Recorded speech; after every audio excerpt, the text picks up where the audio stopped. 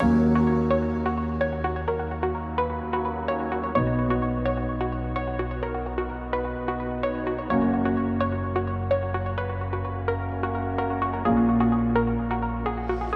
welcome to the second annual Women's History Month celebration.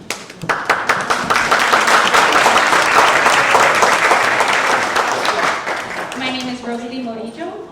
I am the president of the Library Board of Trustees, and I would like to take a moment to thank you all for joining us and for all the hands that were at work to make this event successful. I would like to introduce my fellow Board of Trustees, if they would like to stand up, please, so I can formally introduce them. We have Brenda Barbara Solara, Jamie Fazina, Maria Diaz, and Dr. Jacqueline Williams. I would also like to thank the Honorable Mayor Cava for joining us. It's always a pleasure to have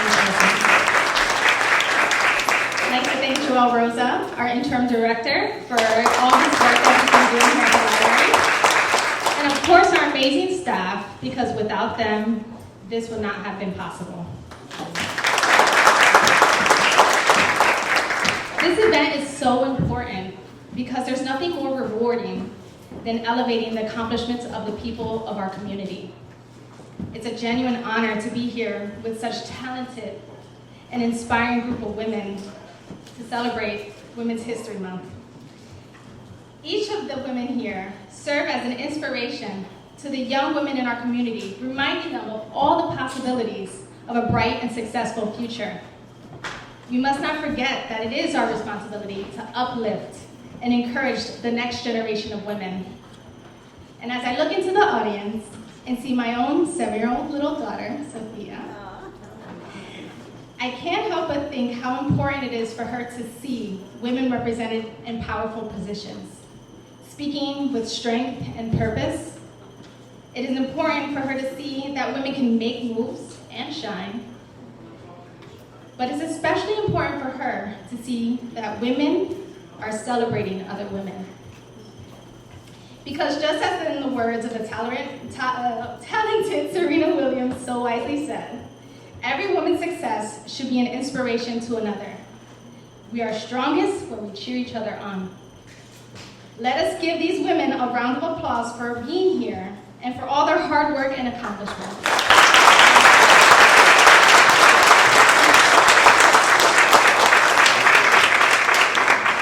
We hope that their stories will inspire you, empower you, and remind you just all the amazing things Perth Amboy women can do. Thank you. So I would like to now introduce the Honorable Mayor Cava, who would like to say a few words. Thank you, Rosalie, and good afternoon, everyone. Before we continue, I just want to recognize additional dignitaries are with us here today. Our Assembly Speaker, Craig Coughlin, thank you for being here. Also, Senator Joe Vitale, always the Perth Amboy. Council President, Milady Tejeda. Judge Kenneth Gonzalez. Judge Michelle Roman. And our historian, city historian, John Dyke. And once again, thank you all for being here with us here today to celebrate these beautiful women of strength, vision, and character, and how they have influenced our city by contributing their time, efforts, and wisdom. It is due to their diversity of skills and talents that they have impacted our beautiful city through governance, law enforcement, business, philanthropy, and media. Today is an opportunity for us to recognize the influence that women, past and present, have made to our beautiful nation and city, and honor those who blaze trails for women's empowerment and equality for my daughter and future generations of daughters. The impact of women is seen throughout our beautiful city, including positions of decision-making power that serve under my administration, that lead my vision to move Perth Amboy forward. Although I'm at the forefront, others are working diligently behind the scenes on the day-to-day operations. They are in our state legislature, city council, court, municipal clerk office, finance, tax assessor, tax collection, office of personnel, purchasing, economics and community development, code enforcement, human services, office on aging, office of recreation, fire, police, animal shelter, parking utility, public works, harborside marina, law office, public library, schools, businesses, and community partners throughout our beautiful city. We also take the time to recognize the city history of women. While it is an extensive story, John Dyke has many of those, of outstanding individuals who sacrificed much and worked hard in pursuit of a better, equitable community. We celebrate their achievements, we celebrate their diversity, we celebrate you. Thank you.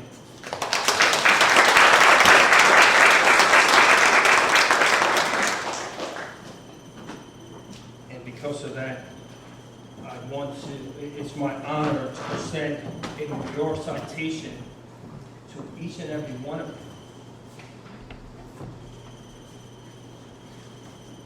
you. In celebration of Women's History Month 2023, appreciation of your years of dedicated service to our beautiful city, Perth Amboy. I'm just going to pass it on to Rosa here. This is for Yvonne Lopez, Assemblywoman. Let's give a round of applause.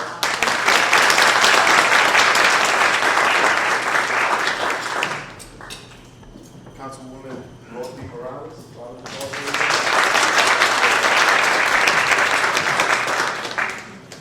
Captain McKeon.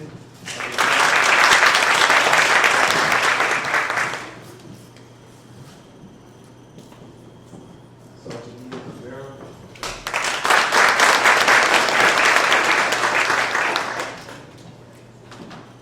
Robles, Esquire.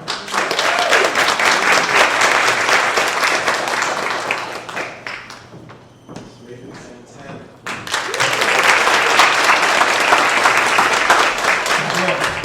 Just got you work out for the week. Kept going back and forth, but once again, thank you. Congratulations to each and every one. You have all deserved this. Thank you for all you do for the city on a daily basis. Thank you.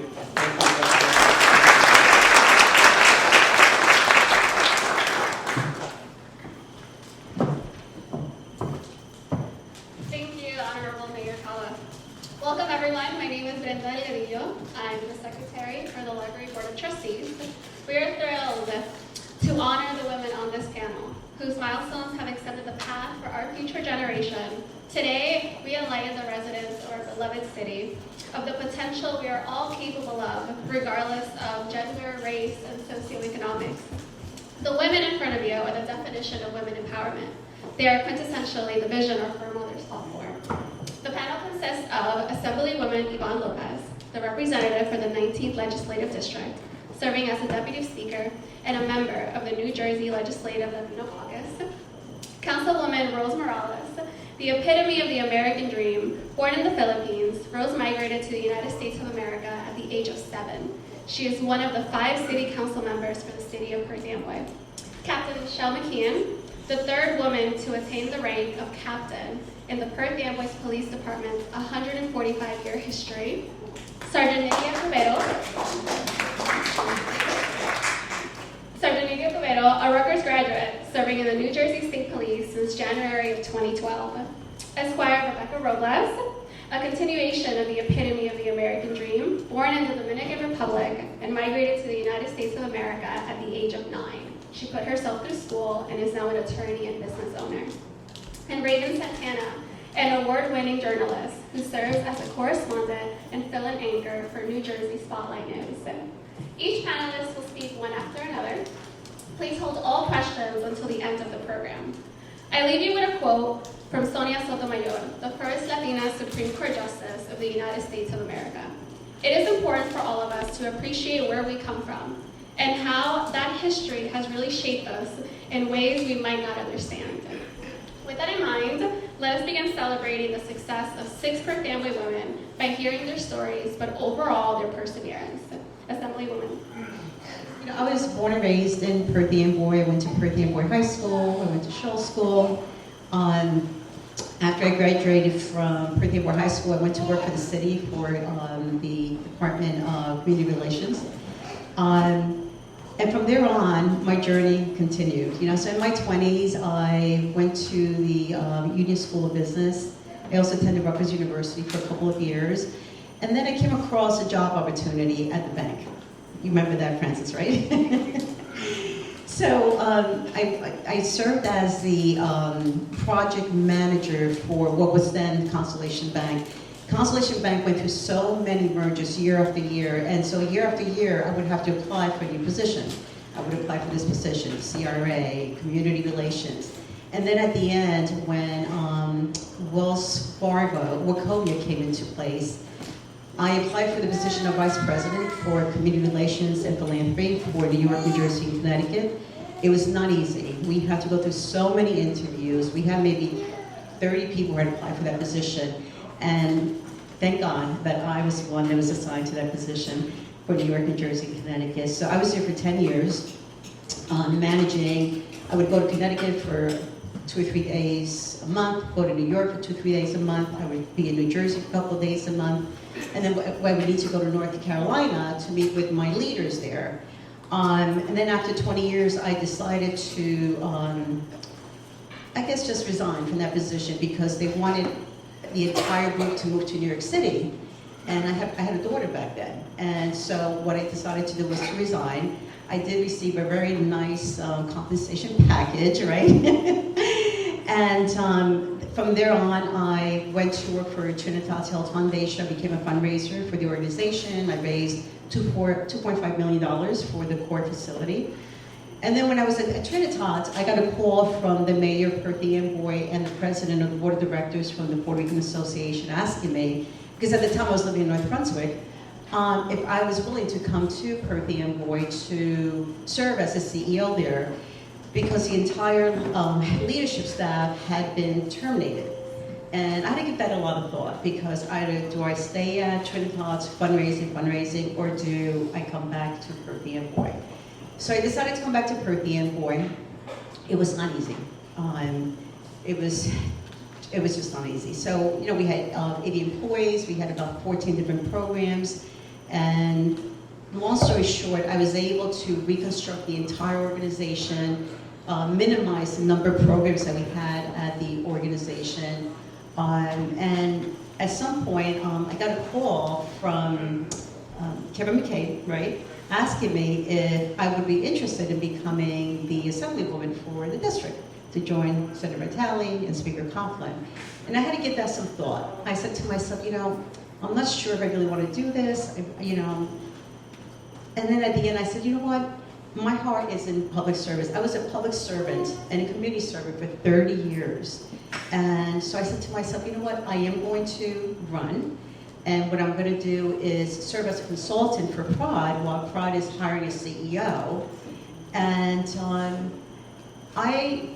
I love what I do, by the way. I really love what I do. Is it easy? No, it's not easy. You know that, Craig and Joe. This is not easy work. You know, if you do this the right way, it's a full-time job. You know, we're constantly in Trenton. We're always going to events. We're going to flag races. We're going to parades. We're meeting with constituents. But the good thing, fast forward to the pandemic, is that now we can do everything by Zoom, right? Right, Craig? We can do everything by Zoom. So over the last 6 years, I've introduced over, 300 pieces of legislation, and 34 of those bills have been enacted into law, which is amazing. Thank you, yeah. So, I'm currently chairing the Housing Committee, ensuring that everyone has access to affordable housing. I've put out so many bills for that committee.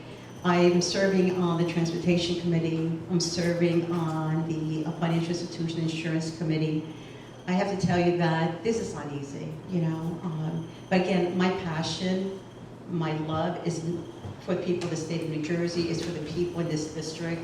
Over the last 3 years since the pandemic, I've been able to partner with New Jersey Shares. We have brought in hundreds of thousands of dollars for this district, for rental assistance, for utility assistance.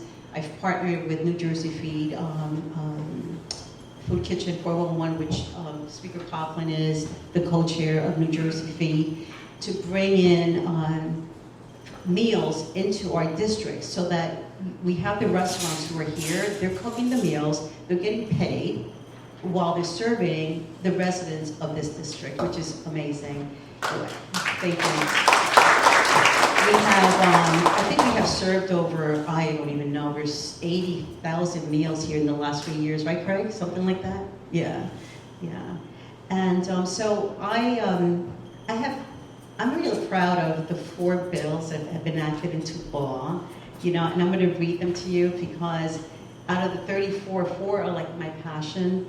These are the bills that I have we've worked so hard to get these bills signed into law, and every time I get a bill signed into law, the governor quickly texts me and says, "I'm so proud of you. You did a great job," So I'm going to read you the 4 bills that have been enacted into law, okay? So one is, and this is Senator Vitale, okay, Cubero kids, you are the Senate sponsor, and I am the Assembly sponsor.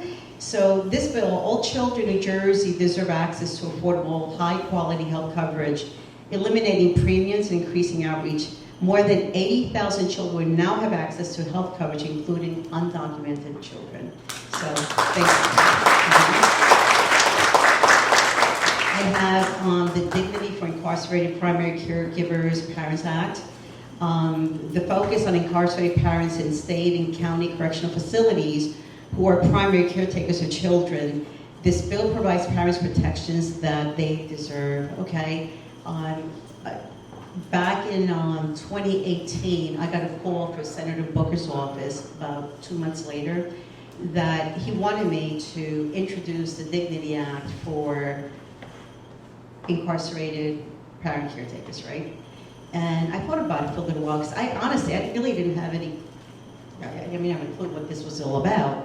So I met with him and we started to have all these press conferences. He was traveling all over the country, introducing this bill to the different states. Today, this is the strongest oversight bill in the nation today. It is. And so what I'm going to do is very quickly just go through this. So an inmate who has a child to be placed in a facility as close to the child as possible. Visitation, at least 6 days a week, including Saturdays and Sundays for at least 8 hours a day. Does not restrict the number of children allowed to visit. Solitary confinement and shackling of pregnant women is prohibited because that was before this bill was enacted into law. The women who were pregnant were shackled and they were in solitary confinement, which is not cool. It was not good. Protecting parenting classes and trauma-informed care is to be provided to inmates, and telephone calls and video conferencing are to be made available at every facility free of cost, okay? 84410 requires, so I think you remember back when we had that bus crash up in Bergen County, the teacher that was killed and the child that was killed. So I immediately took action on that because at that time, those buses only had lap seatbelts. So I put in the law, strap, and lap. So when we went up to, Governor Murphy and I went up to Bergen County that day in Paramus, There was a huge bus in the back. It was brand new. It was very emotional because the parents were crying, the students were crying. But again, I'm really proud of that law. So going forward, every school bus is going to have a strap and lapsed seatbelt. Thank you. And then the last one is Linda's law. So I don't know if you remember this also back then when there was a woman in Newark who was on an oxygen tank, and she had her electricity discontinued. She died. So we immediately we required that electric public utilities from discontinuing service to customers using life-sustaining equipment with verification of equipment use. That was very sad. You know, when I read that in the paper, I immediately took action, and I was able to. We were doing a lot of meetings with the utility companies, and one of the things that I demanded from the utility companies was to ensure that they had in red, if you are on life-sustaining equipment, please call us. And guess what? We never had another incident like that. Yeah, thank you. So I'm going to hand this over to Rose Morales, and I want to thank everyone for being here today. Thank everyone for your support. I'm so happy to see you, friend. It was amazing. Thank you. And Speaker Coughlin, thank you for being here. Senator Vitale, thank you for being here. Alex, I adore you. Thank you.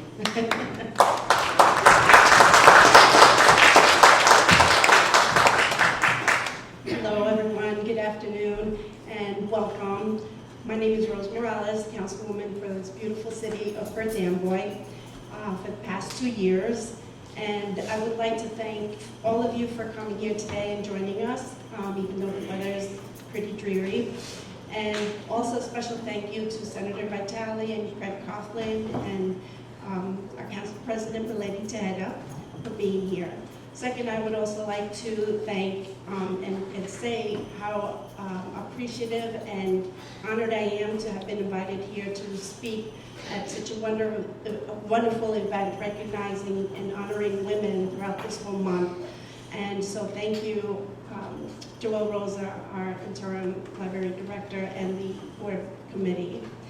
I'm here today to share my story and how I became a councilwoman, and also share my challenges that I went through and how I overcome it, and leave you maybe with some, like, my piece of advice. And just to give a little bit background about myself, aside from being councilwoman, I am also the commissioner for the Perth Amboy Redevelopment Agency, and I'm also the department coordinator for Middlesex County College, and I've been working there for about 15 years now. A little bit more history. I was born in the Philippines, and I came here when I was about 7 years old. And I was raised by my aunt and my grandmother since I was born, because my mom came here to the United States to work. Unfortunately, when I was 7, we found out that she was diagnosed with terminal cancer, and she wanted to see her 3 youngest children before her time, was up. So I came here, and I did get to see her, and unfortunately she did pass away 2 weeks after I got here. And as far as my dad, unfortunately he was not the best of dads. We remarried after my mom passed away and moved with my stepmother and her children, and so unfortunately my sister, my oldest sister, who was 18 years old at the time, raised us and my other siblings. So when I was about 15 or 16 years old, I started working just, to help support myself and help my sister. And then I decided at age 23 to go back to college, to go to college at Rutgers University. I did have to work two jobs in order to be able to support myself and pay through college. It was hard, very hard, but I had to do what I had to do. So I hope, it's not impossible. You can do it. In my late 20s, that's when I met my handsome and very charming and intelligent husband, Miguel Morales. Back there. And, I had to stick that in there. And we had 3 beautiful children. My daughter Destiny, who's my oldest, my son Dylan, who unfortunately can't be here because he's away at college, and my little one Desiree.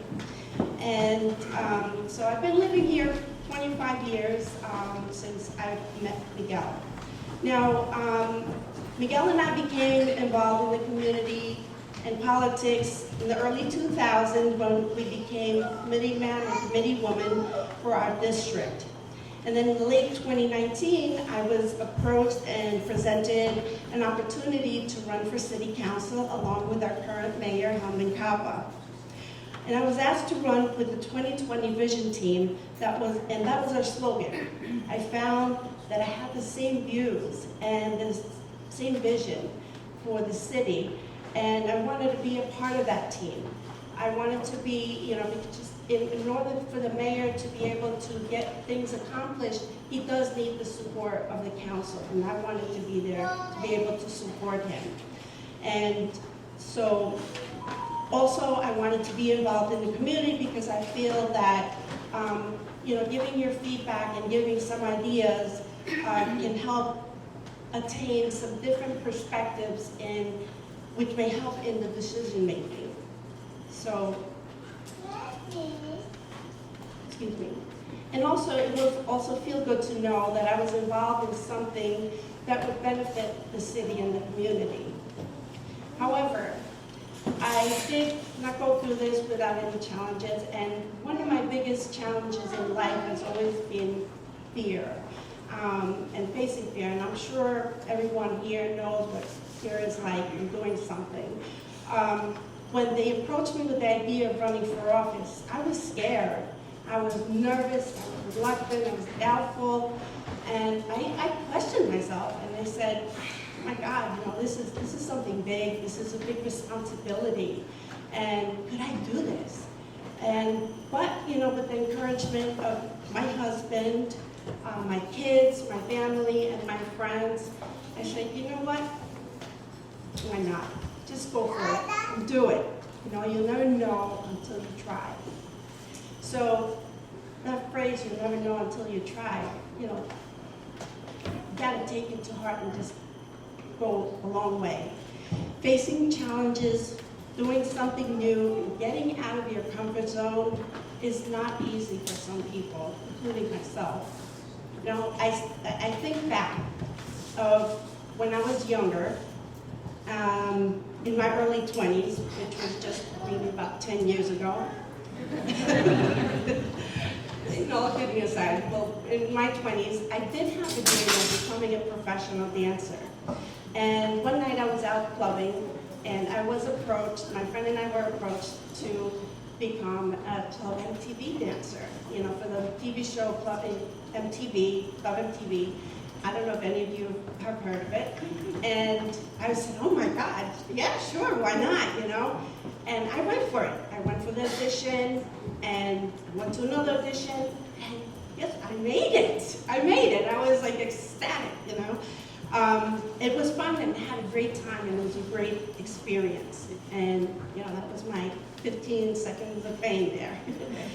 And another day, I was out clubbing, and again I was approached to be a backup dancer for, back then, freestyle music. I don't know if any of you are familiar, and the group called in Giggles, and they said, would you like to audition to be a backup dancer? And I was like, oh my God. And I was like, it's really scary, I have to travel with them, and I don't have any experience. And so, unfortunately, I said, I can't. I'm not going to do it. It's too much. It's scary. And then again, another instance, another club, I seemed like I was kind of a little party girl when I was in my 20s, as you can see. But, I love dancing. That is my passion. So we went out again, and then once again, I was approached to audition to be a fly girl dancer for a show called In Living Colors. I don't know if you guys ever heard of that with the Wayans brothers. And I was like, oh my God, no, really, this is crazy. But then I was like, I have no professional experience. I have no, all these people are going to be auditioning and probably have years of, dancing experience. And I had none. So I said, you know what, I can't do this. I'm going to go against so many people that have experience. So unfortunately, I did turn that down. So now you're asking, so why am I bringing this up? Well, I'm bringing this up because I let fear hold me back. I didn't give myself a chance and try, because I would never know. So now I'm left questioning myself, what if? What if I did go for it like I did when I did for Club MTV? I made it. I didn't know, I had no experience, but they still chose me. So what if I did? I could have been the J-Lo right now. You could have been, married somebody like J-Lo. Because Jennifer Lopez, she did start off as a fly girl dancer, and yeah. I'm the Jello version. But you know what? In a way, I don't regret that I didn't go for it, because my life probably would not have been the same, because I would never have met my wonderful husband and not have my 3 beautiful kids. But it still leaves me with the question, what if? So when I was asked to run for city council, I thought long and hard to myself. I said, you know what, Rose? This is really a great opportunity for you to take and make a difference and make your voice heard and feel, do what you feel is right for the community. And don't leave yourself again wondering, what if? So Miguel said to me, Rose, just go for it. If you win, that is great. If you lose, well, at least, you tried, So another challenge I do feel at times is that I worry about what people say and making everyone happy. And unfortunately, I do worry about people, what people say, but to an extent. Because if I do firmly believe in something, I do stand my ground. But I have learned in my political position that we will never make 100% of the people happy, because in reality, we all have difference in opinions. The matter of the fact is, we just need to know how to respect one another, and respect the people that we may not have the same opinion as you. And to learn also to accept that the opinion not necessarily has to, we have to agree with their opinion, or vice versa, but they have to agree with us. Not necessarily that their opinion is right or our opinion is right. It's just a matter of just respecting and just agree to disagree.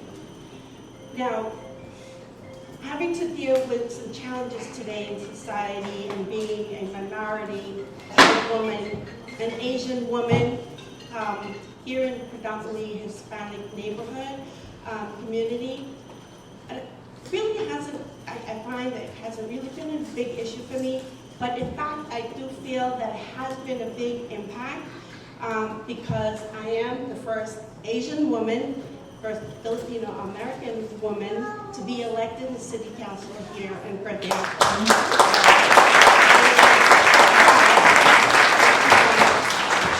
And I am also proud to say that I am part of the first ever Women Majority Council, members in the city's history here in Perth Amboy.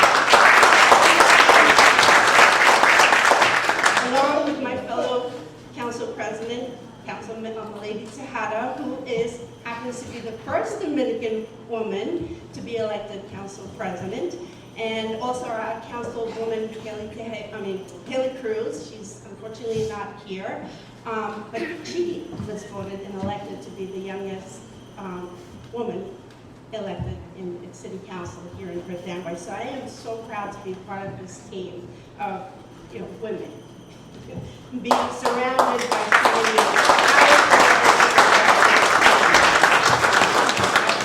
these women very inspiring.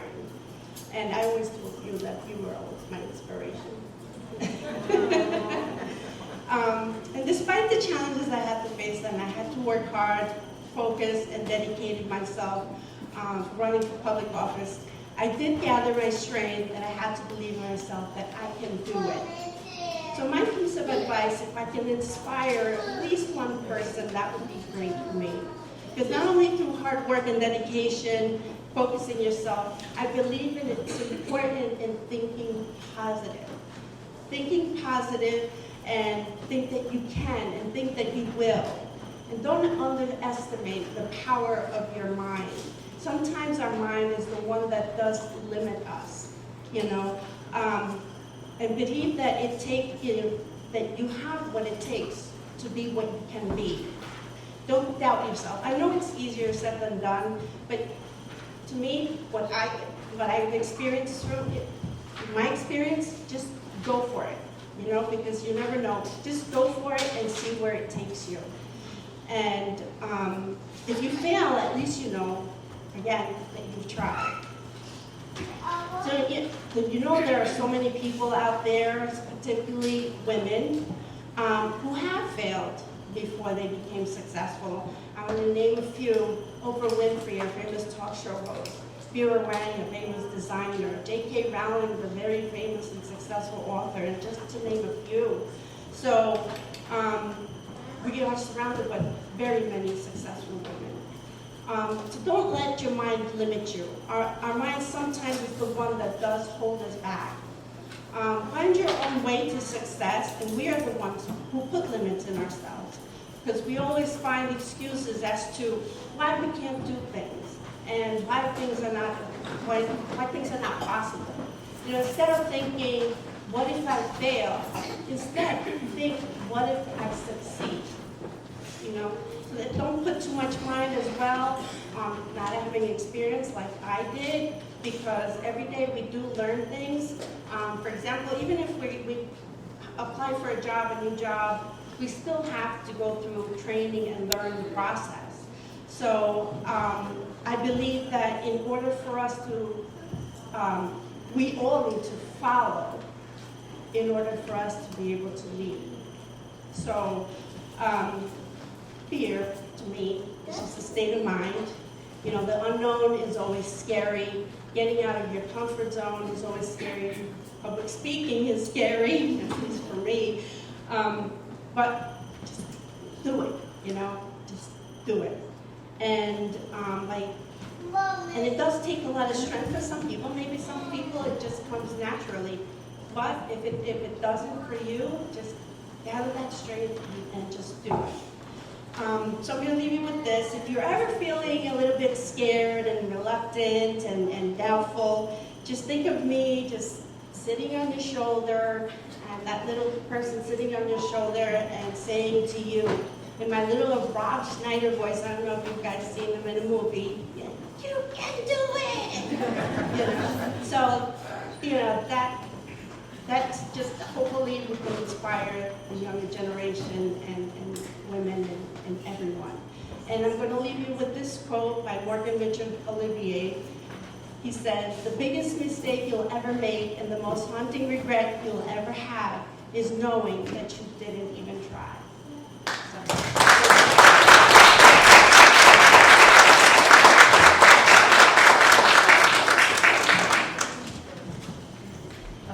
Now, thank you so much for including me today. Thank you so much for including me today. I am truly blessed to be here in this beautiful historic building amongst such beautiful women that are making history of their own. We always hear that behind a successful woman are other women supporting them and cheering them on. For me, the list of women is longer than I could read in one afternoon, but the name at the very top has been and will always be my mother. She started high school in the late 60s and dreamed of becoming an architect, but when it came time to take drafting classes in high school, she was told there was no room in the class, it was only for boys. I was probably in elementary school the first time I heard that story. She never did become an architect. She got married and started her family after 1 year of college. She was 19 years old when she got pregnant with her first. 14 years later, she went back to college, and in the spring of 1987, we all got to take the day off from school to see my mom graduate from college with 4 children and a 4.0 GPA.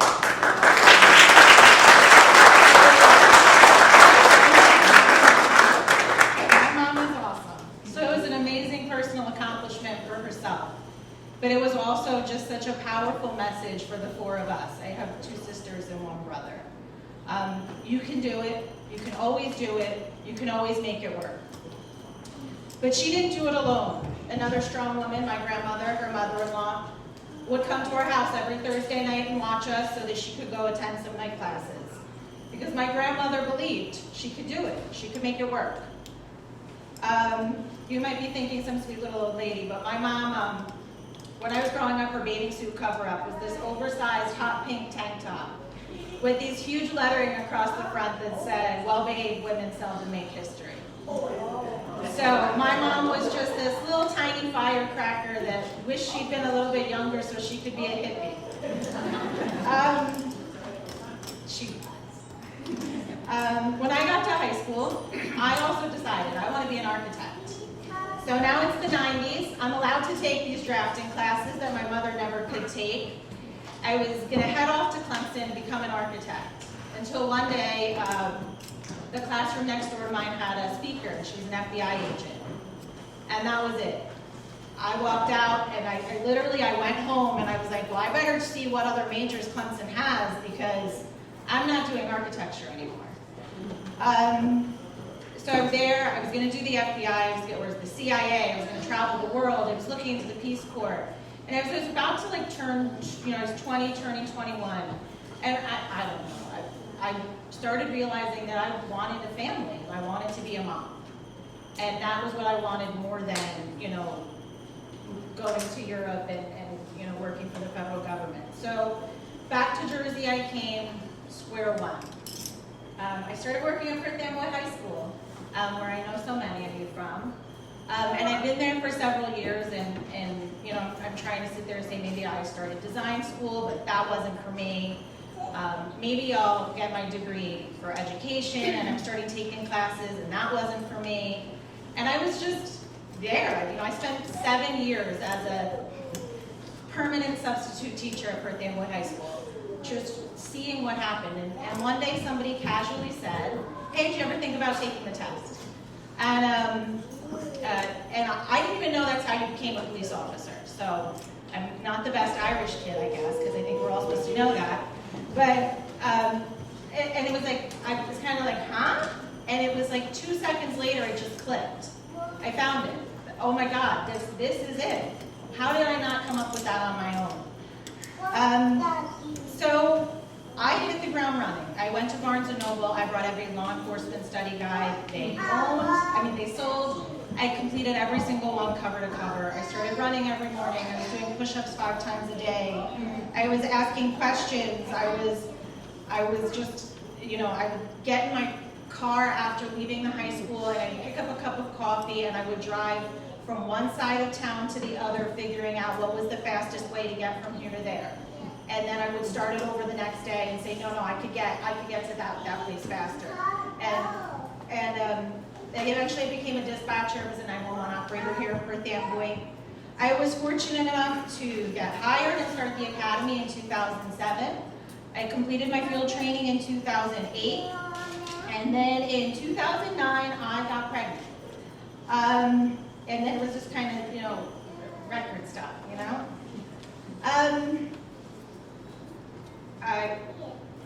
Back then, it is so different now. Back then, there were whispers. It was, you heard, everybody sitting there saying, but she just started her career. Why would she do this? She has her whole life ahead of her, and she's gonna, ruin it by having a baby. How, you're never gonna, succeed anymore. And I heard it, but I didn't listen.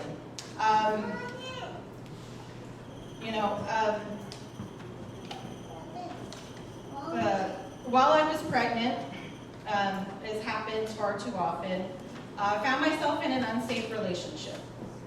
I needed to leave, but how could I do that? One call to my mom. We'll make it work. Next call to my best friend T. We'll make it work. She helped me pack and move everything out over the course of a few hours, where I crashed with my parents until I could get back on my feet. In early 2010, I became a mom. So it was a full-time job, full custody, sole financial provider, but I had to make it work. So I worked the overnight shift while my little one slept at grandma's house, and I was exhausted, but we were making it work. But now I also had a bigger purpose. I wasn't living for myself, I wasn't living for my job, I was living for this little tiny family that the two of us were, and we still are, just our little tiny family. I was exhausted. I lived for my little family. I paid the bills. I bought a house by myself. Judge Gonzalez did the closing on it, by the way.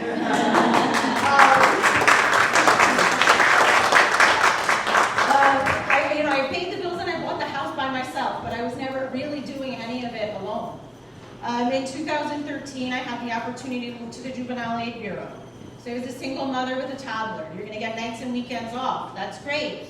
But you're going to be on call every 3 weeks. But we'll make it work, So then I get promoted in 2014 and I stay in the investigative division. And I'm still on call. And I remember in 2015, I got woken up in the middle of the night for a homicide.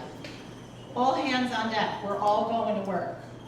My parents were away for the weekend, so I just threw my kid in the car seat, still asleep, and got on the parkway, got on the parkway south and just alternated. I'm calling this sister, I'm calling that sister.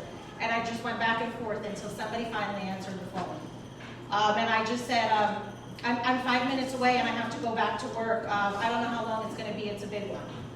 Okay. And I pull up in my sister's house and she brings her husband out to grab the baby. She hands me a cup of coffee and says, call us when you can, we'll be fine. And she made it work. And my 5-year-old spent a 3-day weekend at my sister's house without any contact for me until because we had to make it work. And I was here working. So they weren't here, investigating, and they weren't here signing complaints. But I wasn't doing any of that alone. Now it's 2016 and I'm getting sent back to patrol and I'm going to be working overnights again. Same as always, one call to my parents. And now my dad is spending retirement getting a kindergartner ready for school. And we're just all right there, So I'm the one that's, getting promoted and I'm the one that's doing this, but absolutely none of that is me doing that. It's everybody is doing that. When I got promoted to lieutenant, it's the same thing, and then you get put to day shift. So now it's a full redo, and I had my daughter at an aftercare program that ended at exactly 6 o'clock.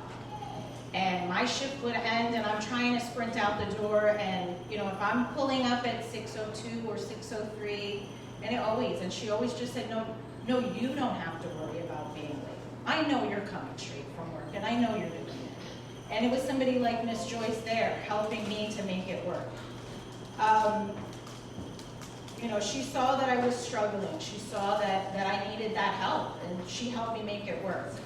So I may have been doing all the driving by myself. I might have been buying the gas, but I wasn't doing it alone. I've been fortunate that I've had the support system and the family to make it work. Not every woman is so lucky. If you've been so blessed, don't forget to pass it forward. I was the 3rd woman to make the rank of lieutenant, and then I was the 3rd woman to become captain.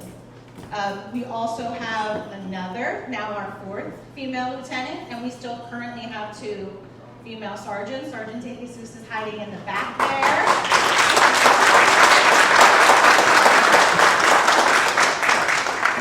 But it makes a difference for us to be in these positions. Our younger officers need to see that it can be done. They need to know that they can do it too if they want to. When we finally get to take a seat at the table, our work doesn't end. Our new job now has just begun.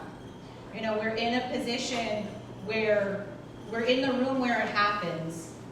So we need to make it better. We need to keep it moving forward. We need to look back to our own mothers, we need to look at our experience, we need to look at our children, and we need to keep that progress moving. And there is progress. The progress is beautiful, the progress is amazing, it's remarkable, and it's fabulous, you know? But we can appreciate the progress that we have had and still insist that there is more.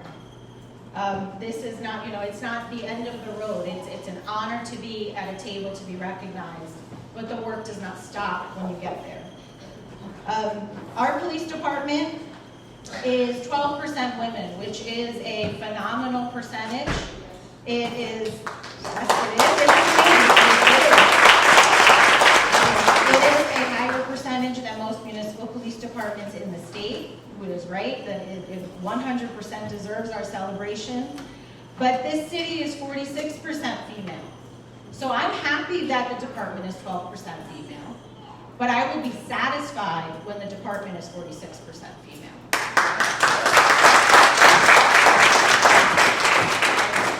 Because it's imperative that we are there. It is an honor to be able to sit at a table where the decisions are made and have input about nursing mothers that also happen to have a gun and a badge. It is a privilege to be able to voice concerns about female officers doing close quarters defensive tactics training. And if there was not a woman there to voice that experience, you're not helping the experience of those coming up. So Joelle's initial invitation said to speak to your journey of success. But where is the success? What is that success, right? The rank, is the rank the success? The rank is an honor, it is. The rank is an honor, the rank is amazing. But real success comes with what I can do with that. Success for all of us should be what we choose to do with the position or the authority that we have achieved. So I would challenge all of us to consider that this success that we've reached is just a resting point here today. We've been climbing a mountain. And here in this moment, we can enjoy the view. We should appreciate where we are. We should appreciate ourselves. We should give ourselves a pat on the back because I don't think women appreciate their own greatness and their own value often enough. And then look back at the path behind us and how we got here. I studied, I stayed late.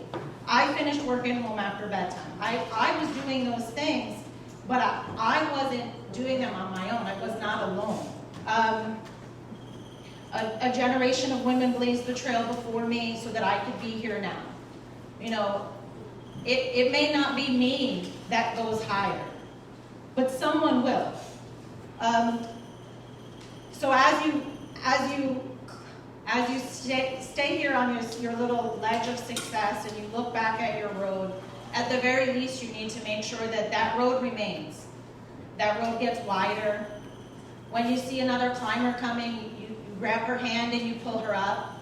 If you see her passing you, you cheer her on. You don't tear her down or block her path. We all do better when one of us does better. And it's not just women supporting women, just everywhere, universal truth. We all do better when one of us does better. My journey to success has been a winding road. Hills, valleys, detours, roadblocks, but that entire roadway has been lined with cheerleaders, with friends and loved ones that propped me up when the journey became difficult, that carried me during the dark times, and they gave me high fives and hugs when I reached a milestone.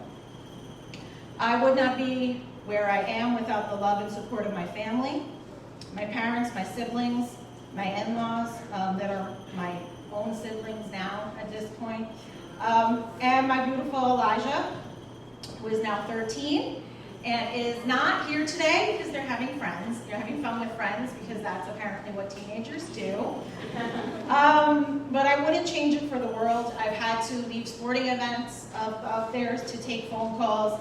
I've had to run out of the house to deal with emergencies. My phone rings during dinner almost every night.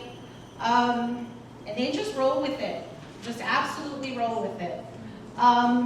They know that they are the single most important thing in my life. But I show them that it is okay to have a career that you love, to be passionate about the things you believe in. that, you know, being a mom is the greatest honor of my life, but it does not define me. I am a whole person, and I think it is so valuable to teach the next generation that. And those of you that did bring small children today, that is amazing, because it's so important that every young person sees, and not just the young girls. It is important that the young boys see that women can do this, that we are here. So I want to thank you all so much again for having me. And even though she's not here, thank my little Elijah one last time.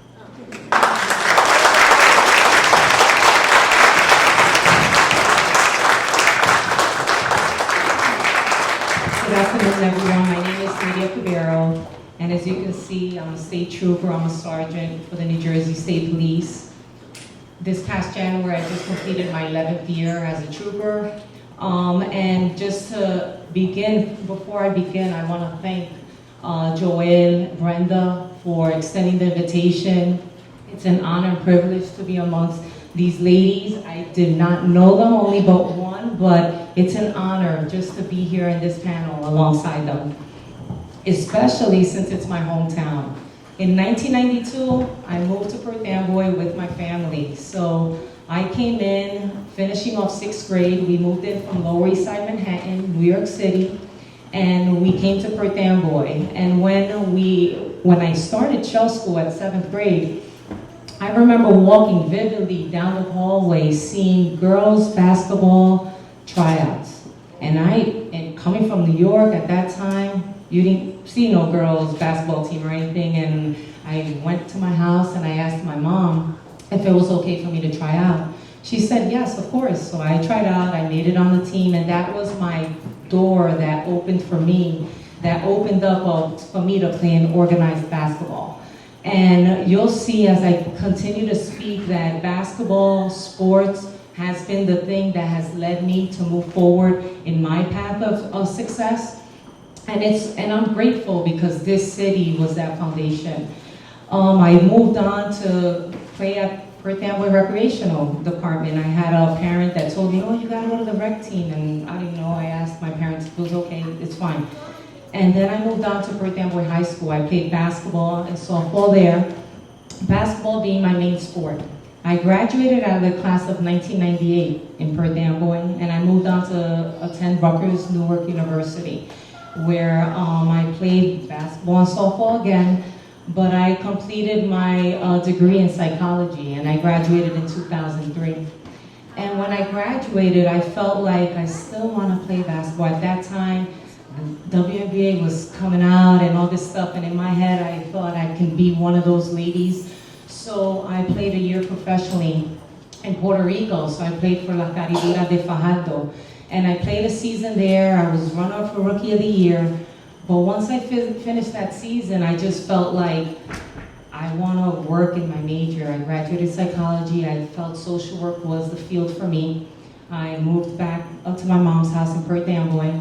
And between the ages of 20 to 31, and I'm aging myself, no, 20 to 31, I worked in the social work field. And one of the organizations that I worked for was the Puerto Rican Association, PROD, and I was a family caseworker there, and I was assistant to the director at that time, Marilyn Driver, who was the Mi Escuelita director at the time. And I did about 3 years there. And while working there, I saw Perth Amboy police officers giving up their time, dressing up as three kings and all these different functions. And I felt like, you know what, I can see myself as a police officer just coming from an athletic background. I felt like I wouldn't be afraid of going into somebody's house if they needed help. So that was the thought that just planted in my head. And I moved forward and I applied for the New Jersey State Police in 2010 at the age of 31. And if many of you know, the New Jersey State Police Academy is one of the toughest academies in the nation. So when you're going in at that age, 31, especially at a female, as a female, it's tough. But in my head, I was like, I told my mom, I'm gonna go this route. And if I quit, it's because I broke a bone, or if I didn't pass a certain aspect of the academy. And I continue to move forward into the academy. I've completed my 6 months there. And I remember one day vividly, it was about to snow, and they let us out early that Friday. Our academy's residential. You're staying Monday through Friday, and you're coming home on weekends. And that Friday, it was about to snow. They allowed us to leave 3 hours early before dismissal. And I was like excited. I'm like, I'm gonna drive to JFK, that's where my mom worked, and I'm gonna surprise her. And when I went to surprise her, she was like, what are you doing here? You quit? And I said, no, they let us out early, because her mind, like what Cap said, like we're in this field, but our families are there as well supporting us. So when she asked me that, I said, no, it's just that we were out early. So that's just a glimpse that everyone here, that even during our timelines of different things that we have achieved, it's because people supporting us along the way. And while being a Jersey Trooper, I'm able to give back to the community, and that's one thing that was instilled in me in Perth Amboy. I've been deployed 2 times with the New Jersey State Police. I've been to assisted with Hurricane Maria, assisted with Hurricane Fiona last year. And I also give back part of New Jersey LATS, which is New Jersey Latino American Trooper Society. And that's an outreach, nonprofit outreach organization. And I was able to assist in the hurricanes as well in Puerto Rico through that organization. So I'm telling you all this, and with that, I can just be thankful to God, my family, but amongst all, my foundation, which I feel was Perth Amboy. Because if it wasn't for the Perth Amboy coaches, the Perth Amboy church leaders, the Perth Amboy guidance counselors, and Perth Amboy teachers, I wouldn't honestly be where I am at right now, because they led that foundation of bridging that gap and giving me those essential tools that I need to achieve where I'm at today. And I'm eternally grateful. With that, the love, the commitment, the support that those individuals, some of them were paid, but some of them give up their time and they volunteer. When my mother couldn't take me, I had a coach saying, oh, I can pick you up. You know, different people that bridged that gap for me. And I feel like that's like a stepping stone for me to pay it forward, exactly what the captain said. I feel like I gotta pay it forward, because guess what? This generation, they need that. There's different distractions now than they were when I was. Like, I know the Walgreens that is now, it was Galvin School. I lived on Neville Street. So when I played in Galvin School in the park, my mom would, cell phones weren't a thing. I was always playing basketball, and my mom, Nydia, come upstairs, you're outside. And that's fine, but what I'm saying, the distractions are a little bit more different, and I want to be that pillar for that younger generation and those people in need. And I feel like by me being surrounded in those different networks, it's helped me. And before I end, I say 2 things. I'm a trooper, yes, I'm excited, right? But guess what? There's not that many female troopers. With that, there's 3,183 troopers. Out of those 3,183, we only have 174 female troopers, which consists of 5.5%.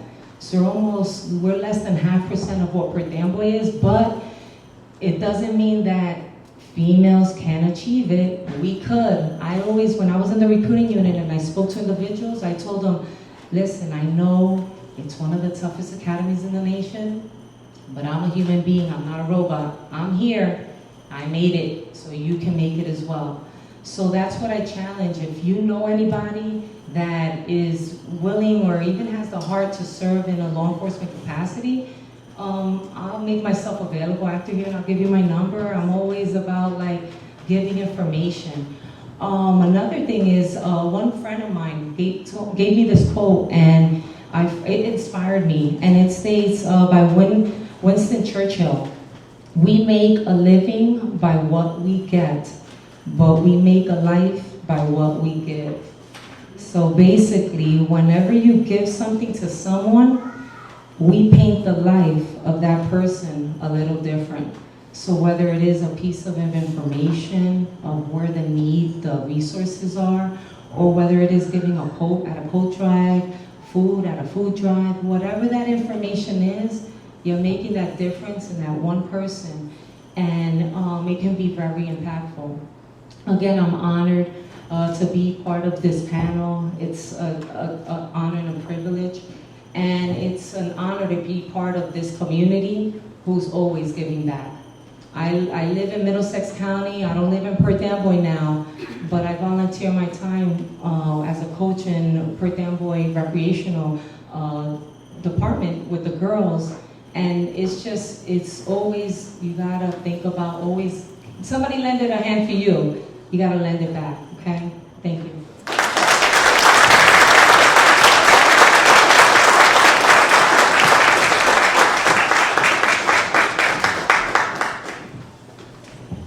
Good afternoon, everyone. My name is Robles, and I will be telling a little bit about myself and my story and how I got here. So I was born in the Dominican Republic. I came to the States at age 9. It was a challenging transition, very challenging, I would say. New culture, new country, new language, new school. IS 171 Elementary School in Brooklyn was nothing compared to my tiny Catholic school in my native town in the Dominican Republic.